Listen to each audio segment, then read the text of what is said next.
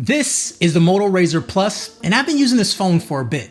It has some of the best screen technology around, the build is stunning, the software looks great, and you can actually use the phone when the display is closed. I'm Kevin the Tech Ninja, and this is 30 days with the Razr Plus. This is my real world review. I don't talk about specs here, but my experience using this phone day to day as a normal consumer. Now, this is the best style of foldable phones if you're not into foldable phones. And I think once you start to use it, it starts to make sense. Now, you do have this big display on the outside that can show you all the stuff that you need to know at a glance. If you get a text message, an email, or a notification, you can see it from the screen. But that's not the new part. What's new is being able to interact with it. So I could check emails, I could text message. Anything I do on the larger screen, I can do here. Scrolling on Twitter and reading Reddit is just better on the smaller screen. I find myself using this cover display a whole lot because of its form factor. And maybe it's just me, but I do find it less rude if I'm out to dinner or lunch. I can quickly reply back to that text message with just a few swipes on a tiny screen. Even if the screen is small, I found a way to hold it where it's comfortable, and I can type pretty fast on it too. Now, sometimes hitting those little arrows in the corner is hard to do, but that gets cleared up after using the phone a little bit. The fingerprint scanner is also on the right side of the phone where my thumb naturally rests. I think it makes sense. And a lot of things on this phone make sense. And I think this phone is extremely well thought out. And you'll see throughout the video what I mean. So when it comes to foldable phones, people like to talk about build quality. That is something they always worry about. This phone is built very well. There's no gaps or teardrops, and the hinge feels to be very strong. Now, it does come off a little bit stiff, and I think that will loosen up over time. But I do love this build, and I can't say it enough. I love the wallpapers they have on this phone, and they incorporate these lenses pretty well. You get some really unique and kind of fun designs here at the bottom. But anyways, the very first screen shows all of your little icons. If you tap an icon, it then takes you to that section of the screen. So for example, we have like all apps, Spotify, then we have like news and weather and all those things. But you don't have to use the icons, you can just swipe between them, but that is just a way to get quick access to what you want to look at. So if you go over to apps, you can see here we have apps that are here. It's not all the apps, but if you hit this little pencil icon, you can then select which apps are going to be on that screen. Then here I have Spotify, which has my last played songs, last played albums, and then from here I could just start and stop and heart and all those things. We have our news briefing, which is Google News. You just kind of tap between them, and then, you know, if you click on this, you can then see the full article, and you can check it out right here. Very easy to like look at your news source or whatever like that. And that is just, you know, part of the widget. And you can put any widget on here if you want to. So it's not really limited to these. And then I have just, you know, my simple calendar, have some weather, and then I have some games. And these games are designed for the front screen. These are front screen games. And these are games that are just basically set up for that.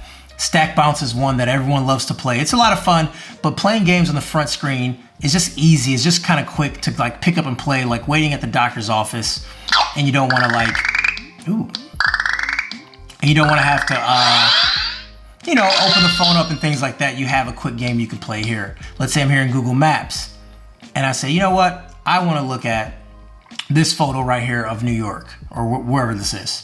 I open it up, and I'm looking at the same photo again, which is cool. And I can go between taking a look at all these photos, and then here I can press continue, and it takes me right back to that. So that is what I mean when I say these two screens are connected. And that's why I think this is the best front screen experience on any foldable phone. So let's say you're ready to open the phone. You have this tall and skinny display.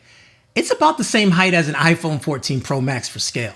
Now, the height doesn't bother me too much, but I know a lot of people who would consider a smaller phone would buy a phone like this, but this phone definitely isn't small once you open it up. So it does run a pretty stock version of Android, and you can easily get around the UI without much fuss. Now, Motorola did add a bunch of useful features, and some of those features are those Moto gestures that we've seen from years ago. And also some personalizations that lets you customize the phone to make it look a little bit different. Remember that chop chop to get to the flashlight? How about the twisty twisty to get to the camera? Yeah, all that's still here, and there's quite a bit in the settings that you can actually do. And these things makes the phone a lot better to use. And I gotta be honest, twisting my hands around to turn the camera on is a feature I miss when I'm not using this phone. If you plan to play games on this phone, then you'd enjoy gaming. Not only is this display large, it's bright, and it also has a high refresh rate, making games like Rocket League Swipe, Battle Prime, Streets of Rage, I mean, any of those games look great on this phone, and it has the hardware to back it up too. And the touch response on the screen is really, really good. I mean, I put it up there as some of the better gaming phones that I've experienced. Since the speaker is located at the bottom, and then the top earpiece is also a second speaker, when the phone is closed, it sounds just as good when it's open.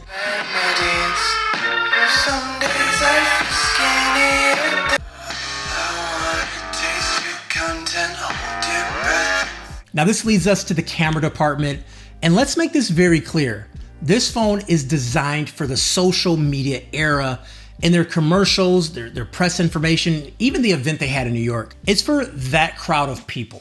People that use their phones to take pictures and videos and share it online.